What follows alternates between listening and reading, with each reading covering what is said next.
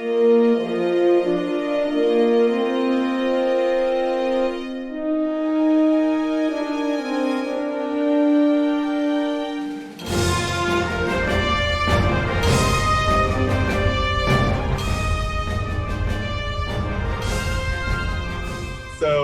Jim and Michael just walked into a heated conversation between me and Aaron, not heated, angry, but just heated as canon about how, in my opinion, Discovery resembles a lot of companies where there's a lot of things going on board that mess up so bad that you have to create HR policy to protect everyone else. Because in Strange New World Season 1, we know that General Order 1 becomes the prime directive, and we know Pike says that'll never stick. And it was all because of the hullabaloo that Discover caused, so much that the Starfleet cover-up had to occur, because where fans say, oh, they may not like it, I feel that the Discover campaign guide, which Aaron had a large hand in writing, Jim had a large hand in writing, kind of explained what went wrong, why things happened, and why the prime directive had to be created so that we don't have another repeat of the Klingon War. So anyways, you all just walked into that conversation. Hi, everyone, to continuing conversations. Aaron, you want to add anything before we introduce everyone? No, I would just say that it's, hey, don't cause major interstellar incidences based on assumptions and think you're going to get away with it. I think that's the lesson that you generally should take away from what we were saying. Yeah. Okay. This is assumptions is something that we should talk about tonight. We will. And not making them.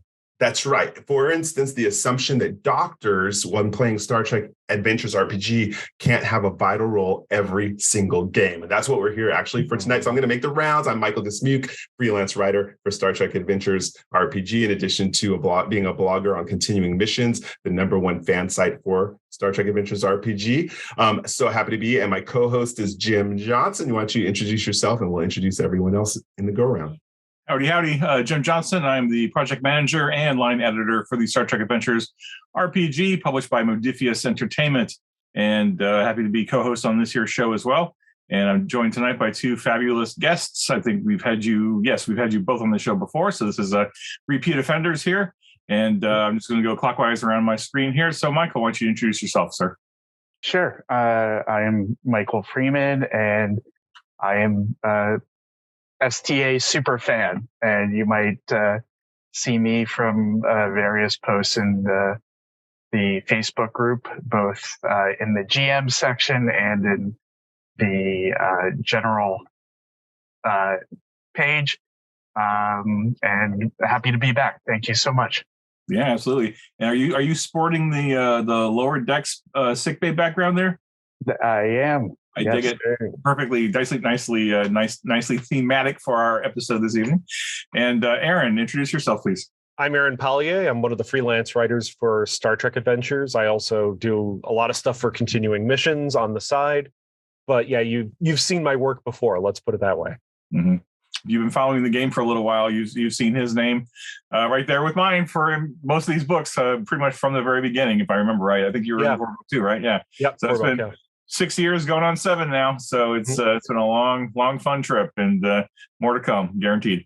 Now, I want to add to the reason why we had to introduce them to this conversation is, as many of you know who've been following Continuing Missions, is that I GM a game called Star Trek Pioneer. We're in our 5th season currently. It's all play by Discord. It's one of the most amazing RPG experiences I've ever had. Now, Aaron plays our chief science officer, who was originally our ship's counselor, which is medical, right? And now he's our chief science officer. And Michael Freeman plays our counselor, who is, and I don't know if anyone else has this on their ships. I've never seen it before on the show. I'm wondering if any of you have it, but he is our chief medical officer on our show. So we have a lot of medics in the building. And Michael, why don't you frame you selected the theme actually for tonight, so frame it for us, and then we'll jump in. Yeah. So this generated a couple of ways. One, I've seen this question in the Facebook groups about how do I engage my doctor or my medical personnel, and then from my own live play group, and also I run another play-by-post group on a old school message board. In both of those groups, we started off with PC doctors, and eventually the players said to me, "Hey, this role is a little bit boring. I'm not really sure what to do." And one of the ways that we solved it was we basically made those characters support staff and gave them, different roles inside each of the games. One becoming the con officer, and the other moving over to the science officer. So, so this came about, made me think a little bit about the role of the chief medical officer in Star Trek and Star Trek storytelling. And, when you start analyzing what has happened to that role on the shows, you start to see that maybe this is not just a RPG type of dilemma, that I think that in each of the shows that they also ran into similar things about what to do with this doctor character. So I wanted to open this up, discuss, and sort of dive into it, and how, it's obviously a very important role in the shows and in the game, just from a quote unquote party makeup. So yeah, I really wanted to open it up, discuss, and how to make it a great experience for the players and the GM in creating Star Trek stories. Yeah, I want to say I myself am kind of surprised when people have this dilemma, because as you can see from the poster behind me, it's this way. We got McCoy, we got Crusher, we got the Doctor, we got Phlox, we got Bashir. We have, oh my goodness, I just forgot his name. Kubler? Culber.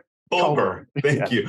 Culber. Oh, wow. Sorry. People are going to hate me for that. And it's new. It's not my fault. No worries. And then it's only been out 4 years, Michael. Yeah. 4 seasons. And then we wrote a book about it. We wrote 7 years. Wrote a whole book about it. Yeah. 3 character packs. I didn't write that character. I would have remembered if I read the character. But the point of the reason I say that is because we know that they all have an amazing role in over almost every single episode. So Jim, take it from there while I recover my ego. Well, yeah, this is an interesting topic. So first of all, thanks Michael Freeman for bringing this up, because now, I mean, all of a sudden we've got an instant topic for 6 more episodes, right? Or 7 or 8. We could do a whole episode on every single role, because I think I've seen conversations about every single role coming up on social media saying, "Oh, my one of my players is playing the con officer. I've got nothing to do. He's bored. What do I do?" Or, "Hey, my character is playing the ops officer. She's bored. What do I do?" And it's like, okay, hold on. there's a failure of imagination here going on between the GM and the player. Every character's got something to do, whether it's specifically related to their role or to their character, right? You got values. Not all your values are directly related to your role, right? Or shouldn't be. Ideally, you're more well-rounded than that. But no, I think this is a great topic. And I would agree in part that some of the doctors didn't have a lot to do. And I think the biggest example of that is probably Crusher.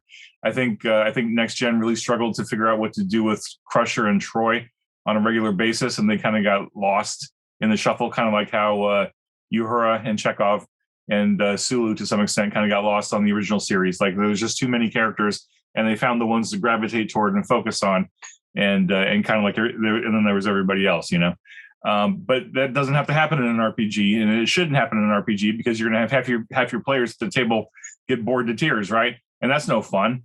I mean, even with Star Trek Adventures having the supporting cast option where you can play additional characters and be engaged during the game, right? I think a lot of players are still primarily invested in their main character, their main player character, and want to have meaningful things to do. And I mean, great example. One of the games I played, way back in the sands of time as a homebrew, our chief medical officer really enjoyed his character for about 25 episodes. So, 25, 26 episodes, he was really enjoying it. And then he personally just got bored with the character. Like, we were giving him medical stuff to do. We were trying to keep him engaged with medical stuff and, keeping him involved with his department. But he was like, you know what? I just want to shoot more stuff. And he didn't want to do that with his current character, right? So we found a way to write off that character, and we brought him in as a security officer, and then he was happy for the remainder of the series, right? But I think there's a very fine balancing act between the game master and the player. I think there's got to be an ongoing conversation there where you just try to keep them engaged and like, okay, what cool things are in your background or in your character's history that I can pull on that aren't necessarily directly related to you being a doctor or the chief medical officer or whatever, but what other things can we fold in? And I think you see that with, Culber to some extent, Bashir especially. I think they gave Bashir a lot of other things to do that weren't directly related to him being a doctor. Like, they got the whole Section 31 angle going on in there. You got the whole genetic engineering subplot going on in there. You had the ongoing relationship with Garrick, right? That was a whole extra thing. So I think that was the writer's effort to like, okay, we need to give him more to do that than just be the doctor. And I don't know if that means that they learned their lesson from Crusher and they're like, oh, we can't just let him be the doctor because there's not enough for a doctor to do week in and week out, right? But I'm going to stop because I'm rambling and I don't want to dominate the time. So that's just my initial perspective is that the game master and the player need to be conversating back and forth. Is that even a word? I don't know. Conversing. Because if anybody's bored at the table, that's a group effort that needs to be worked on. So I'll stop. Who's next? I actually want to hear Aaron's take on it, just for the fact that he played a very engaged counselor for many episodes, at least in my game. So I'm eager to hear it. His character never lacked to be engaged. So let's hear from you, Aaron. Yeah, I played Dr. Nalinid, and he's a Tellarite, which is already a way to get engaged in any scene at all, because you want to argue or you want to debate somebody, and let's have him be the ship's counselor, which is arguably the least engaged of all the sciences on a ship. I mean, out of all the sins that you can put against the next generation, having Troy be just kind of a slight presence on especially in the first season where she just senses something and she really isn't doing a lot. They slowly solve that problem through the seasons, and she becomes a pretty integral part of the show, but it is a problem. So let's take one of the least engaged roles on a starship, where this is a character that likely would never be on the bridge, or at least rarely be on the bridge, especially on an Intrepid class, let's put it that way, and have show how to get engaged with a medical officer, especially a ship's counselor. So my perspective is that I would never approach a ship's doctor or counselor as a person that stays off the bridge. A ship's doctor or counselor, any scientist, anyone from the science division, needs to have their primary focus not be their role on the ship. And you need to, as a player, focus on these other things that they do that makes them important. And one of the biggest things that is slightly attached to the role, well, it isn't slightly, it is attached to the role, but it's not something that you tend to think about, is as the ship's chief medical officer or chief counselor, you are slightly outside of the chain of command. That your words actually have a lot of weight and actually can override the captain in many regards. So what you say is really important. And a lot of the command staff coming to you for advice or help with certain situations, what be they personnel situations or research, it doesn't matter. Your words have a lot of weight. And if you see something wrong, you have every right to get engaged in it in one way, shape, or form. I actually want to talk about this because we're actually going to have a little Star Trek Pioneer coaching right now, because Now that you say that, the word that came up in my mind was advisor. And Michael Freeman plays a character, Chad Simon, was a Lieutenant JG. And he does not come on as strong as Nala did in the role of advisor. And I almost feel like that's a point of growth for your character, Michael. Let's talk about that. Like compared to Aaron, I feel that Aaron's character was brought into the room just to bounce things off, and he's a veteran. That's one of his talents. Do you feel your character can grow there to get more of a role in the game? Well, yeah, actually, the character is set up to be new and fresh. So absolutely, he has the untapped potential talent. So, just to play off of that, if Aaron's character was the veteran, the untapped potential, the young one, who's just getting involved in the profession. But you see, the way I look at the counselor role is probably one of the most integral on a starship, especially if you think week in and week out, they encounter the most bizarre things that would make a non-Starfleet trained person pee their pants every episode. It's like, why people go, well, why are they so idiotic to go in this place where there's certain death? They know that. And they do it anyway. And that, on the other end, has repercussions. So I actually think, and I think in our game, I've sort of tried to play it that way, is that he's basically cleaning up a lot of the things that have happened to characters getting thrown in the most bizarre situations. It's like, oh, I've been turned into a cartoon character. Yeah. I want to add where I've always seen the value of either the chief medical officer or the counselor in our game is that between scenes, I feel that the player who has that character almost has a responsibility to do the check-in narrative, to draw out how people are feeling before it goes into the next scene. And I know you've utilized both Aaron's character and now Michael's characters in between scenes. Let's have them bounce it off. And so I can get a kind of a gauge and a pulse of where people are at before throwing them into more action. Mm-hmm. What do you all think about that? No, I think you're right. It does need to happen that way. But go ahead, Michael, first. Oh, no, that was exactly what I was going to say. I guess Aaron and I are going to sort of be like mirror universes of each other. At least on our screen, I'm directly opposite of him. Oh, okay. Sorry. I'll just add that in a lot of my games, we tend to run like subplot sessions. So like during the actual game session when we're all together, we're trying to focus on the main episode and we're trying to get from scene to scene to scene and get it done. But we find that there's often times where we want the characters to reflect on what happened or to talk about things that happened during the course of the episode. And so we'll take an opportunity to just to do a subplot session where we'll just get together for an evening, or maybe some of the players, not all the players, it might be like, one or two people say, hey, I really want to spend some time talking to each other, or bring the counselor in or bring the chief medical officer in or something, and just have that back and forth conversation. And it's the kind of scene that would probably get cut from an episode, like an episode on screen, because it's just so much talking.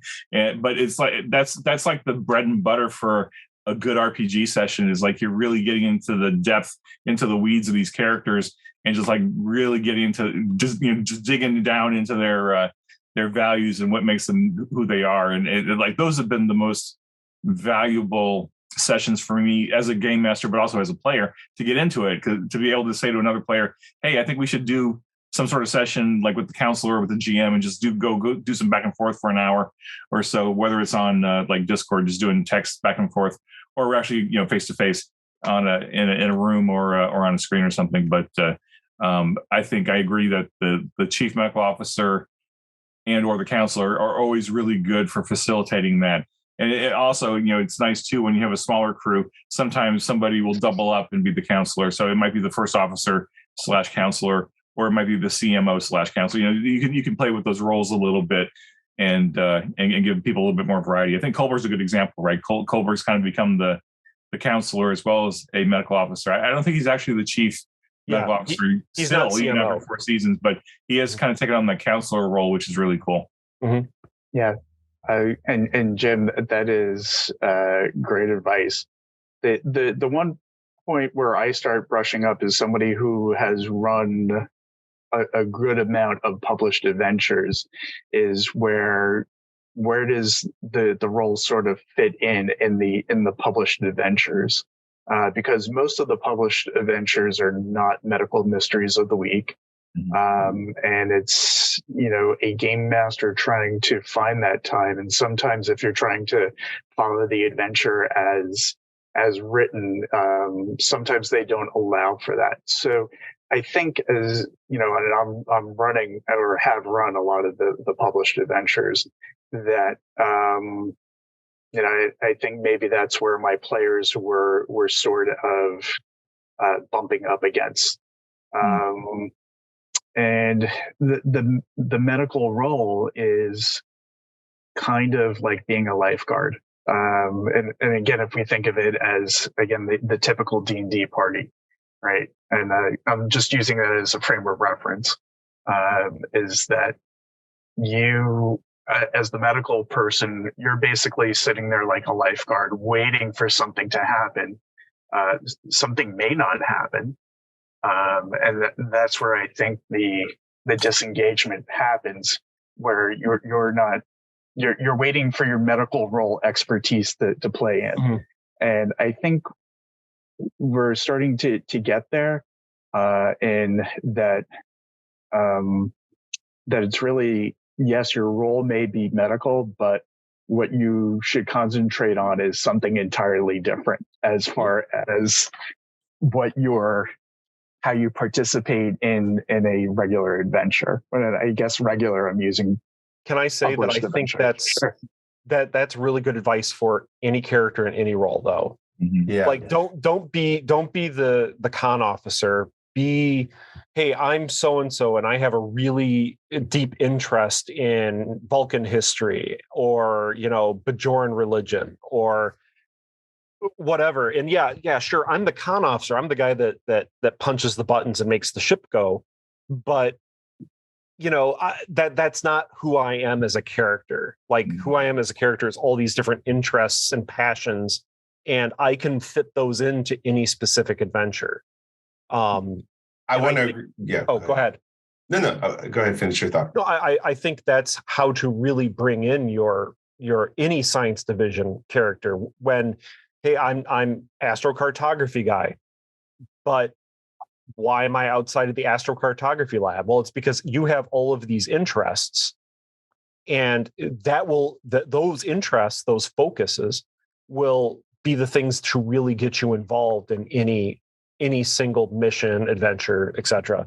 Yeah, I want to commend Aaron how he built his character, because his character holds multiple PhDs, multiple doctorates in all kinds of sciences outside of psychology.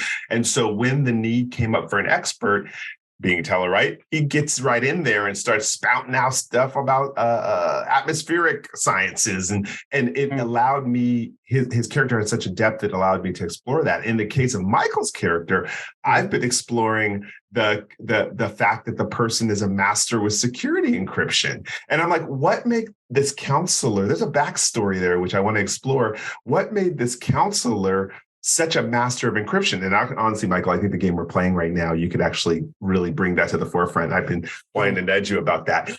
But yeah, show that these characters are multifaceted. They just happen to have chosen for this time period counseling or medical. And then I gotta say this too. I don't understand why anybody would go on any away mission without a medical officer. Take it from there. Yes. Yeah. Why don't you all wear EVA suits on the surface of a planet? There's lots of viruses and bacteria down there that you have never seen. Mm-hmm. A medical officer is needed for an away mission. Like, you shouldn't ever leave the ship without one, because they're going to be the ones to give you an antibiotic that they design on the fly to prevent you from having your skin fall off. Mm-hmm. Done. Yeah.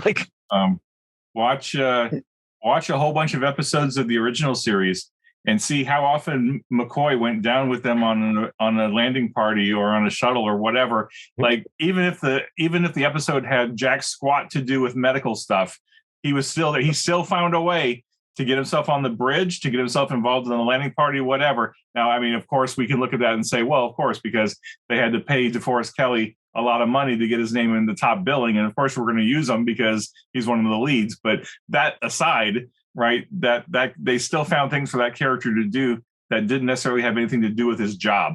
Right. And that's kind of what we're talking about here. I want to just reflect on that is that your character is not just their job, right? I mean, just like you, right? You are not just your job or whatever, primary role that you play in your life. You have a bunch of interests, you have a bunch of hobbies, you have a bunch of other things that make you who you are. And in the case of Star Trek Adventures, every character has 4 values and 6 focuses in addition to their role ability, right? So that's 11 different things that you could be pulling on any given episode to find things to do, not to mention the relationships you have with your other characters, non-player characters, subplots, et cetera, et cetera, et cetera. So yeah, I mean, there's I lost my train of thought. right. Away teams. Keep talking about away teams. Yeah. So you're not just your job, right? So it's okay to be the con officer. Don't just be like, oh, we're not flying this episode. I'm just going to sit here and sit on my phone or whatever, because that's not helping anybody. That's boring, man. Come on, you can do so much more than that because it's Star Trek.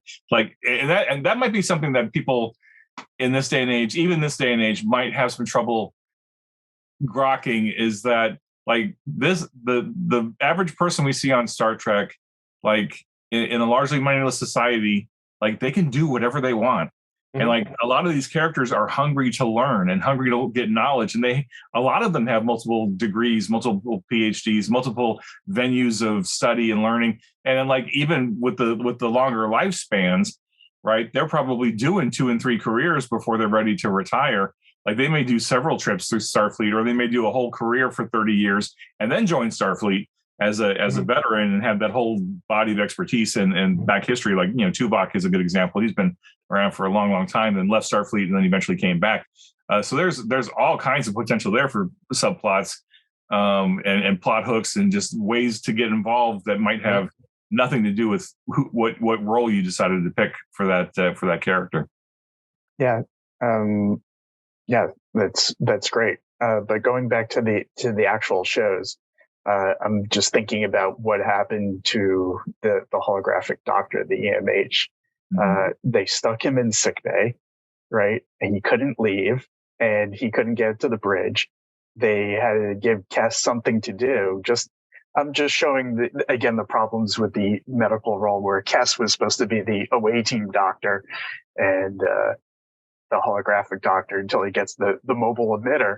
And then even having the mobile emitter, he's still having these different issues of not going down to the planet, or so the idea of even going on the away team. Sorry, I'm also losing a little bit of train of thought, but I just wanted to bring that up to just sort of illustrate it. But with the away team and going down to the planet, because you also want to be a good player, when you start to see, well, the engineer has to do the engineering thing, right? The science officer does the the science thing, and everybody has their role. And the medical is usually, again, if somebody's injured, I'll help out.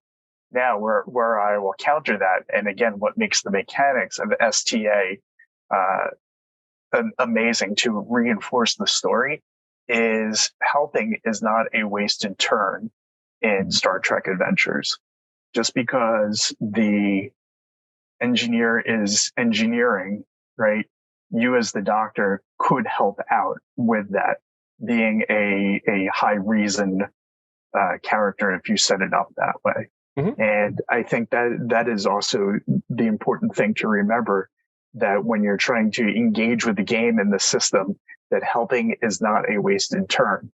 And using the meta currencies of momentum and threat, when you can generate that extra momentum, right, you're creating the story. And I think that's an important thing to remember in all of these roles, that even though that you are not the main, you are still helping, and it counts. Yeah. Yes, absolutely. Aaron, more about away team. I wanted to hear Aaron's take on the away teams too. So yes, away teams, it's important, but you don't have to be, even as the CMO or chief counselor, you don't have to be that role on the away team. And I'll go back to our game.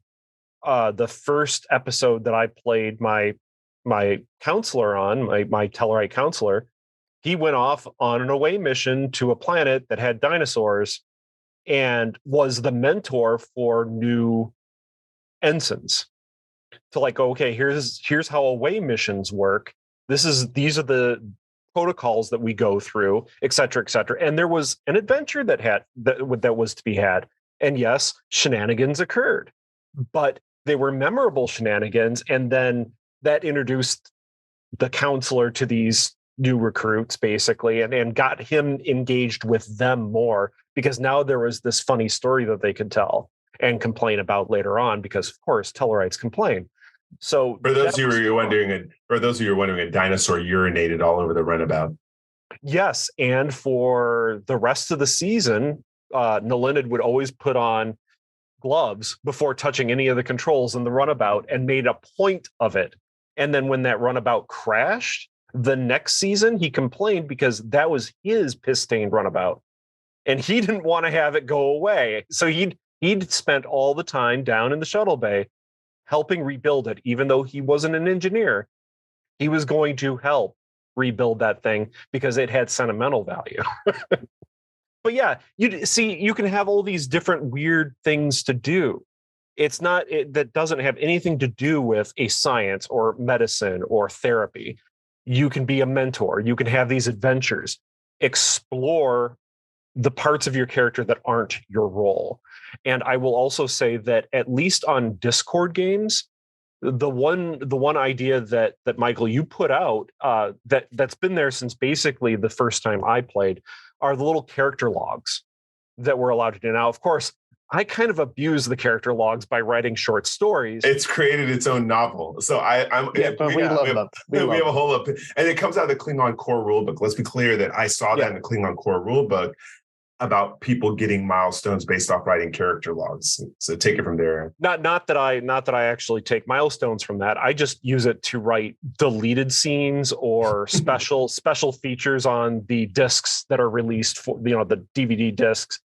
But exploring the background of the character, or here are the subspace transmissions to his family, or here are the scenes that go on off the ship between the seasons. Stuff like that. And yeah, they might be humorous, they might be funny, but they also help build out the character and link them into other things that the game master can then bring in and link into your character during regular episodes. Yeah, out of that came your character's wife that has become a season regular, our Luoxana Troy. Not anything like her, but definitely a key member. I want to ask, too, I think we need to remember that these characters, the ones like behind me, they're considered members of senior staff. So I think about a corporate company where you have all these department heads coming in the room to constantly make decisions for these large organizations. Mm-hmm. So you have these chief medical officers and the counselors coming in with a distinct perspective that matter in each game. So they're not, just because there's not a medical issue going on doesn't mean that this corporate officer doesn't have something to say, right? Yeah, and like I said at the beginning, their words matter because they operate slightly outside of the chain of command, regardless of their rank. If the CMO says you're not fit for duty, Captain, you're not fit for duty, Captain. If the ship's counselor says they're not psychologically able to handle this mission, they need to stay back because they have some PTSD related to X, Y, or Z, you're not that other character not going on that mission. Jim, we're about to riff. Imagine if as game masters, you use threat so that when people select a supporting character, you create an issue that the CMO or counselor has to address before going on that mission. Absolutely. Absolutely. Yeah. Michael, I think I wrote something about that in the Discovery book about Mirror Universe, that if you use support points to bring in a supporting character in a Mirror Universe game, that it automatically generates threat because that supporting character has their own plots and motivations that you might not be aware of as the senior staff or whatever. But that same kind of concept could work as well. That, hey, look,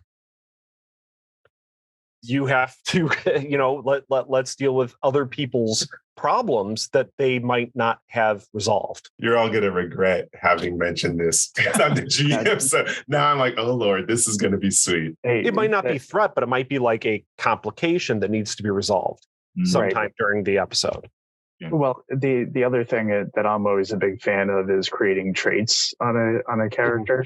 Mm-hmm. And if you're going to create a trait that can be used negatively, then all of a sudden they have, from whatever mission, they now have this support staff has this trait.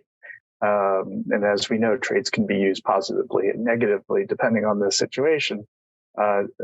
But of course, now I'm saying this, you can just spend and get out of the trait. So, well, if any of you GMs are like our 5 seasons in, there's not a supporting character on our ship that doesn't have a reason not to have some sort of trauma with everything we've gone through. So the ability to write this is going to be amazing. Jim, what's your take on that? I was actually going to build on something that Aaron mentioned is about characters. Certainly, and I think this is something that we might not have really highlighted in the books. Now I have to think about it, because this might be a piece of lore that just kind of just got permeated throughout Star Trek fandom or RPGs and stuff. But yeah, the CMO is the one person on the ship who can relieve the captain of command pretty much by fiat, right? I mean, just depending on how you play it. And that's a huge amount of power to put into a player's hand, depending on how the game episode plays out or whatever, right? I know I've had it come up a couple times in games that I've run where the captain was replaced by a doppelganger or whatever, some of the classical tropes. But the player was playing their captain, and it took a while for the other players to catch on that this wasn't actually the captain, this was a doppelganger. And then the CMO stepped up and said, hold on, I'm going to do some research, I'm going to figure this out. And then he had to present his findings to the rest of the players and say, this captain is not fit for command because of X, Y, Z. And in fact, this is not our captain, et cetera, et cetera. So there's so much potential there that would be wasted on a non-player character because you don't get that opportunity to do that kind of drama. And, this is where I'll ding the bell and say, this is why you need to have a player be your captain, because there's so much potential in there. But that's a future episode, I'm sure. We'll get to that. So there's that. And then also, if you're still looking for things for your doctor or your counselor to do, remember that they are the department head. They are the chief of that department on the ship. So if you think of Crusher, she probably had a couple hundred, or maybe not a couple hundred, maybe 100 orderlies, doctors, physicians assistants, dentists.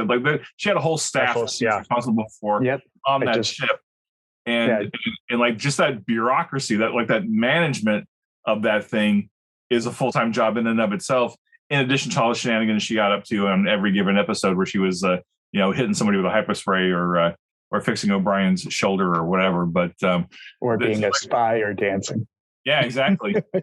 So there's always something for a department head to be doing that may not be directly related to in this case putting bandages on or fixing things or whatever. And as far as Crusher goes, I think someone did an article on this somewhere, but she was one of the most crack shots on the ship. She only fired her phaser 5 or 6 times in the entire series, but every single one of them was a dead ringer or dead kill shot or something. So she may not have been focused on the on the security and stuff, right? But she could sling a phaser just as well as Worf, and probably better in some cases because Worf had his own issues. So I want to pause there and getting reactions to that, but then I also want to make sure we have an opportunity to talk a little bit how as if you are playing the chief medical officer or the counselor, how you can help your game master get you more involved in the game. There's things that I think a player can do to help the game master, and the game master can do too. But before we jump into that, though, any other reactions to the doctor or counselor with other things to do that aren't necessarily their thing? Yeah, I just wanted to add that I think one of the big differences that helps is when you're developing the character during session 0. I think a lot of a mistake that happens with a lot of new groups, game masters and players, is they act like they've all met each other for the first time. Whereas if you walk into most Star Trek shows, these people have relationships. I think Deep Space Nine was really the only one that everyone was coming from somewhere else, except for Dax and Cisco, right? But really, imagine if they already have enough backstory where the CMO is already respected in every conversation. And then maybe new characters will be like, well, why? Oh, well, you don't understand. They did this and this and this and that and that. So you really want them involved at all times. So remember during your session 0, if you can, and if that's along with your story game, make them long-term friends and colleagues where there's no question that this person needs to be involved in every facet of ship service. Mm-hmm. Yeah, absolutely. I think the best example I can and not to monopolize it, but the last game I ran, we had a really, really long session 0. And in fact, it may have been like session 0.1. I think it spanned over a couple of nights and numerous hours of conversation. And we built our characters together.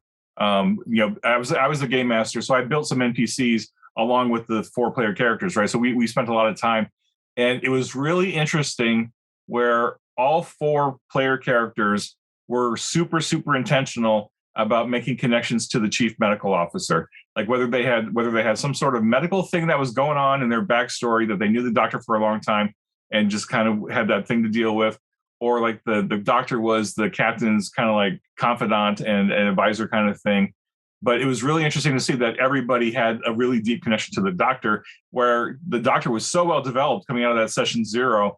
I was like, well, shoot, if I was going to play this game, I'd be playing the doctor. Like if any of the other players wanted to step up and run an episode from time to time, I would just pick up that CMO and just play the doctor, because he already had built-in relationships with everybody.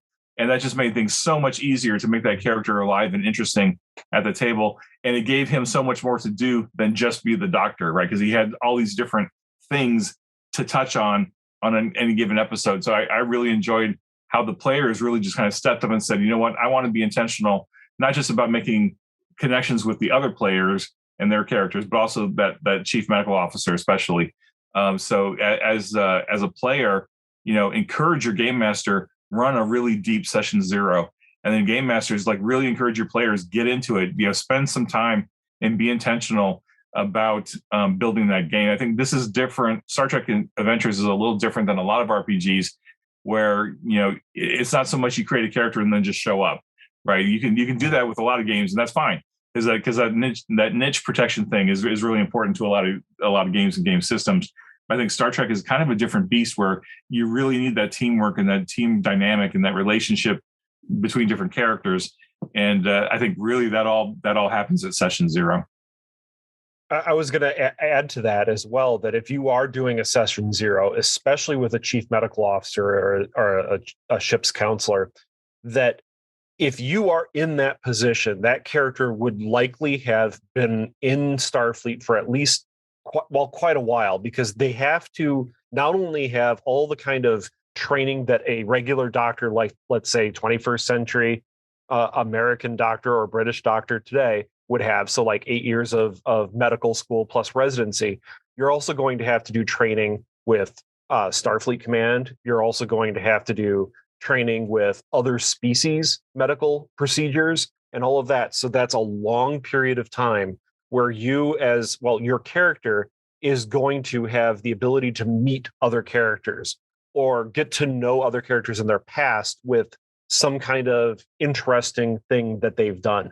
Hey, maybe they met your character 10 years ago at a conference on Vulcan, and it's because you were there doing this one class on, Hanfar medicine or something like that. Regardless, there's lots of opportunities for you to link a CMO or counselor into other characters' backgrounds. Just because, hey, look, when you're putting together a new ship's crew and the captain's wanting to pick their chief medical officer, they're really going to want to have the person they trust the most to put them back together when, excrement hits the rotary, right? Yeah, I think that tracks in the series, right? We know that McCoy is Kirk's best friends. We know the relationship between Crusher and Picard.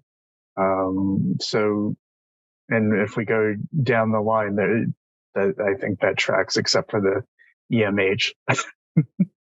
Yeah, the nature but of the EMH. EMH is kind of a special dude anyway, right? Yeah, but it eventually becomes that to Janeway in many situations. He's Janeway's confidant in many ways. Mm-hmm. Good. Jim? Another fun thing to play with is depending on what canon you follow and don't follow, both McCoy and Phlox didn't attend the academy, right? Mm-hmm. They were professional doctors in their own worlds, and they just decided to get into Starfleet, and they gave them honorary commissions or the equivalent or whatever, because that's the role that they're playing. Technically, the Doctor didn't join the academy either. Well, yeah, I guess he was programmed to have done that, but I guess technically he did not either. Yeah, good point, Michael. But so just bringing in a McCoy type or a Phlox type who is serving on the ship but did not serve or did not attend the academy and is not officially Starfleet, that could add another layer of stuff to play with your characters. So don't feel like everybody has to have gone to the academy, right? I mean, hell, you could play an officer in the officer, what is it? The officer transfer program, like officer exchange program, the exchange program, right? You could play a Temerian doctor who's visiting the ship for a certain period of time, and what kind of angles do you get there? Bring in my spleen old attached to your spine. Yeah, my beloved Packleds, right? Have a Packled join as an officer exchange program and see what happens. Yeah, and the science division characters really go well with that. It's much easier to explain a science division character having a commission when they never went to the academy, because they're an expert in their field, or they're a noted professional that has a long career, that they've written a whole bunch of papers and they've worked with Starfleet a lot previously. Yeah, science division works for that better than operations or command. Right. But, yeah. Well, Michael, I think what happened is you actually have inspired a new series from us. I want to tell you this because I'm gonna definitely across social media be telling anyone playing a doctor in the game or thinking about playing a doctor game to watch this episode. But Jim, we will be doing a series about every single position and riffing off of what you can do with that. And that way people can kind of chew this up. I know we talk about it in the player's guide, but there's only so much room. We have to be very concise with space. Whereas this was, to me, it's not a lot like a riff challenge that we do where we're kind of expanding the mind of how to play these roles. Mm-hmm. Yeah. So with that in mind, I want to be respectful of everybody's time. I did want to spend just a couple of minutes talking about other ways that players and game masters can help bring more for the medical. I mean, because we spent a lot of this episode talking about, so you're the medical officer or the counselor, do things that have nothing to do with that, right? Which is great. Mm-hmm. Right, because you're a well-rounded character, you got more things to do. But what if you do want to focus on being a doctor or being a counselor? How can you help the game master? How can the game master help you? And so I want to get just a couple thoughts. Let's riff a little bit on that. And the first place I would say is I'm going to guess that probably the vast majority of players who are playing medical officers or counselors are probably not trained doctors and probably not trained counselors or psychologists or psychiatrists or whatever, right?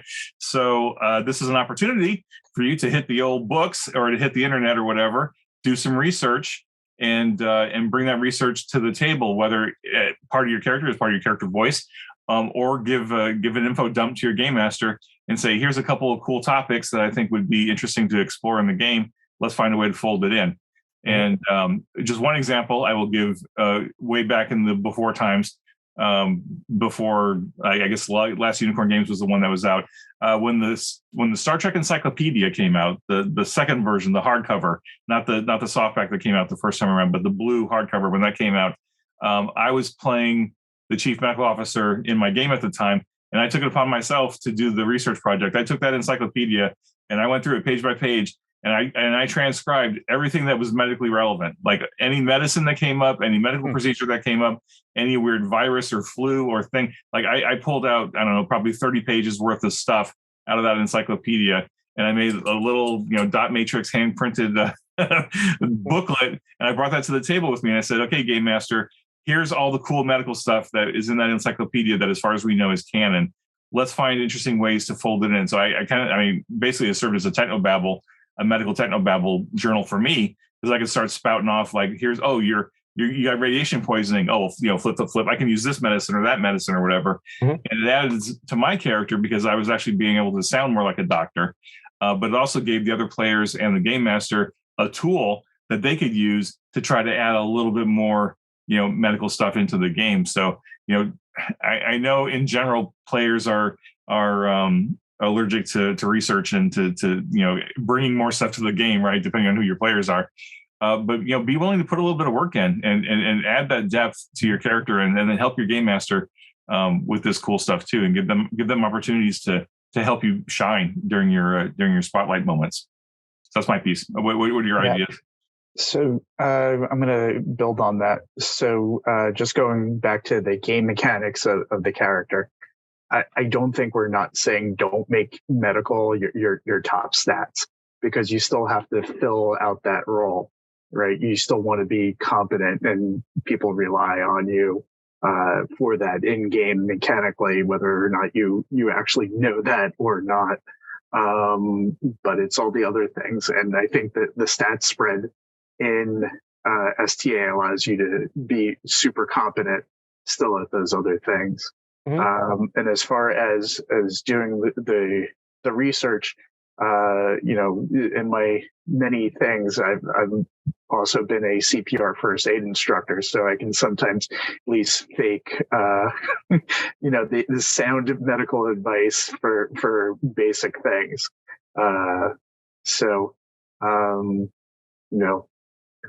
But I do, now with the random tables that you can generate in Roll20, or even using a die roll table, you can definitely get the Technobabble going. So, yeah, I would say that, yeah, of course, do medical stuff, but also remember that how people in general, your physical being is still there in the ship. How you relate to everything in the episode is important. So if there's a life support problem, that's a medical problem, not an engineering problem. I mean, it's both. If there's a radiation burst, it's not just a science officer on the bridge that's trying to figure out what the heck's happening. It's the chief medical officer that's also going, boy, how is this affecting the crew? Or, hey, it's time for the annual physicals. This could be a problem. That sounds incredibly boring, but what happens when the first officer's old football injury is actually causing him problems on away missions, and it's slowing him down, and it's caused a problem last mission? How are you going to deal with this? How are you going to bring it in? And this is where you, as a chief medical officer or the ship's counselor, can talk to the other players. How can I be involved with your character? Because being a doctor of either therapy or medicine means a personal relationship with every character on board.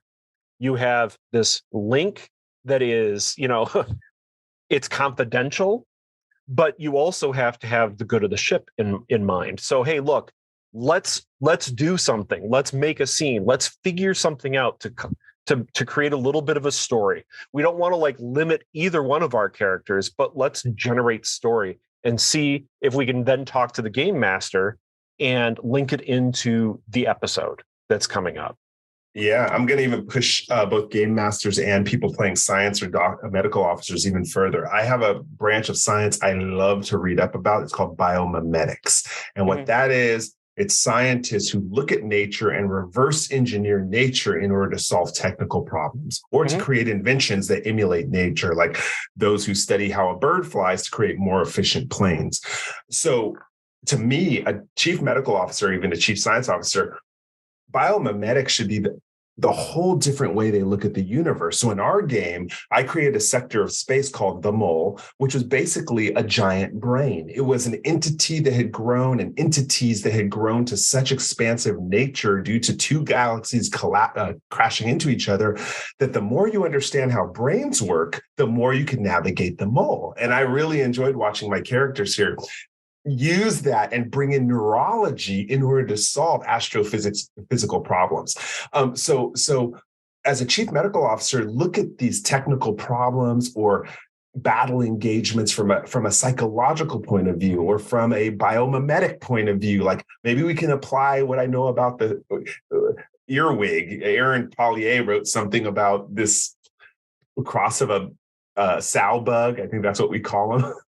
And use that and throw it in the game. And as a game master, give enough leniency and flexibility to let them have payoff. Like, okay, yeah, you do happen to know about how molds grow. And yeah, that is kind of what's happening with this technovirus. And let the players get creative and show new angles, new facets of their personality and their intelligence. Mm-hmm. All right. Link your medicine in with your focuses. How does medicine apply to each one of your focuses, even if it doesn't seem like it might be medicine related? It is. Yeah, the universe is, and in real life, actually, the universe is connected like that. Like if you ever zoom out on the entire universe and look how it compares to a brain scan, it's kind of really scary. And I think you should let players' imagination enjoy that in a sci-fi environment like Star Trek Adventures provides. All right, Michael Freeman, another good subject brought up. Let's get some final words. Why don't we go? We'll let Michael have the final words about this subject. Aaron, why don't you start any final words before we get to our gratitude? Yeah, my final words are medical officers and ship's counselors are not boring at all. They, I made a character specifically to be in that role and to show that regardless of what the character does, the character's role, that they will be engaged, that they can be a part of every single plot. It doesn't matter if we're flying a work bee through an asteroid field, he'll be there to help, because that's what Starfleet officers do, regardless of the color of shirt that they're wearing. Yeah, nice. Well said, Jim. I'll just echo that and say just a reminder, or I'll repeat what I said earlier, is that your character is not just your role. So if you are the medical officer or you are the counselor, there is so much more to you than just that piece of it. Even though there's plenty of stuff to do as the chief medical officer or the counselor, hopefully you've created a well-rounded character going through the life path or doing creation and play, and you've got your session zero, all that great stuff. So just really lean into your values, your focuses, even the talents that you picked. Even just look at your attributes and your disciplines, like all that stuff. Even though STA is not necessarily the most mechanically heavy game, all those mechanics can tell you a story about your character. So just pull on those different strings and have fun. These are great roles to play. And honestly, I think every role is wasted on an NPC, but these two especially, because there's so much potential for deep role playing. So give it a try. Well said. All right, Michael, take us out with your final thoughts about this.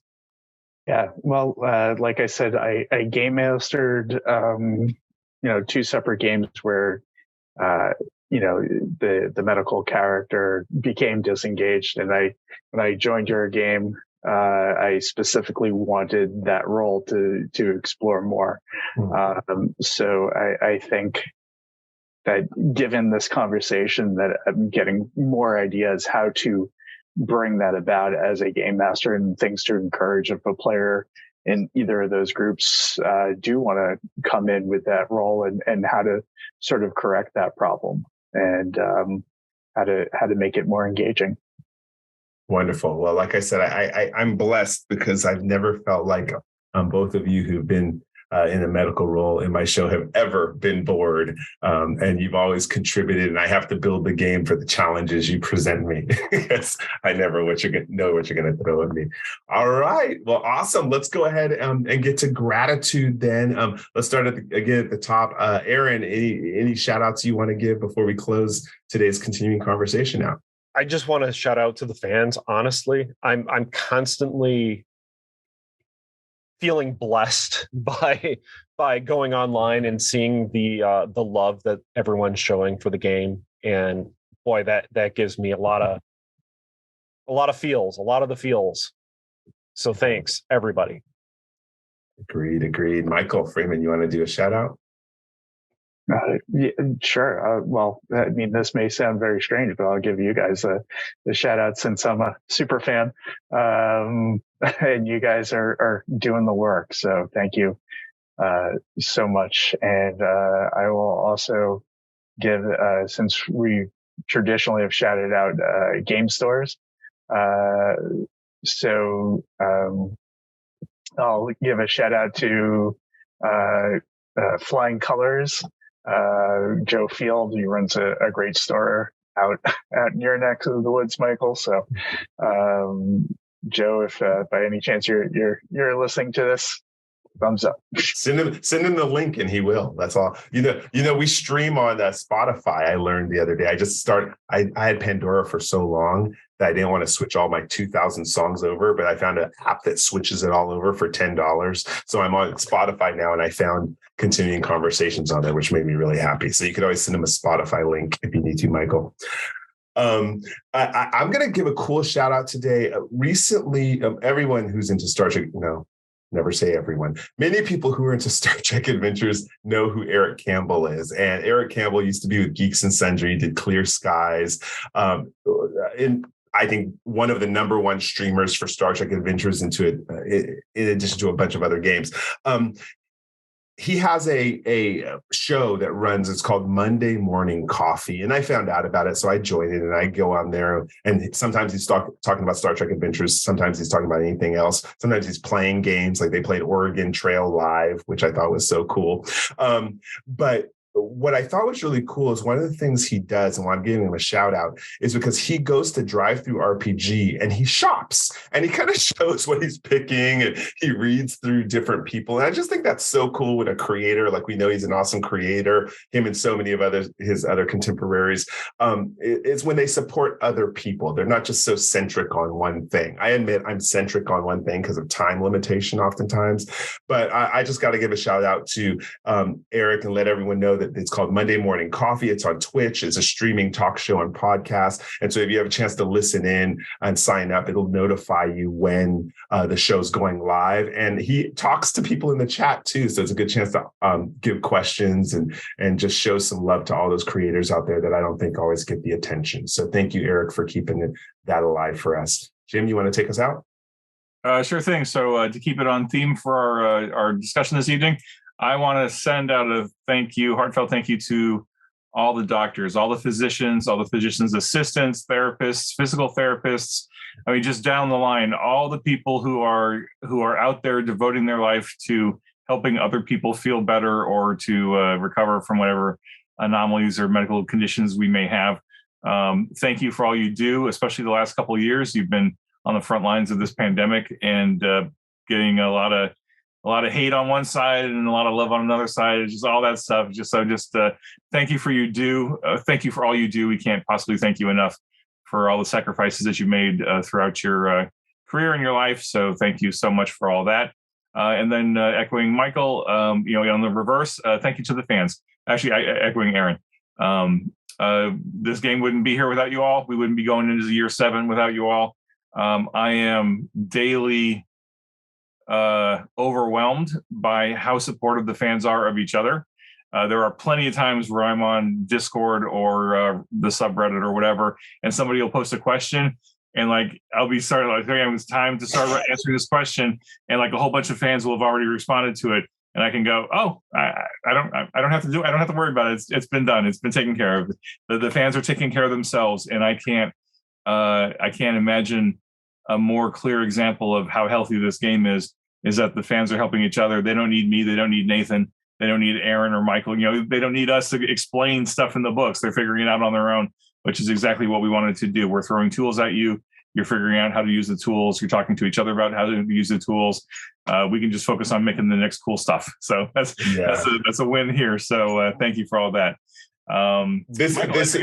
Yeah, I was gonna say this is airing after the fact. This one is scheduled to air, barring any other shows inserting itself by surprise, January 6th. But I'm proud to say that on December 25th, me and my friends are getting together. These are people who've never. One of them's played it once, but I'm getting together a bunch of people ranging from like 18 to 25, and we're spending December 25th playing Star Trek Adventures, and it's going to be a blast. I know it. So we've got it all arranged. So great way to spend a rainy, cold day, or for those who have holiday days off and time off.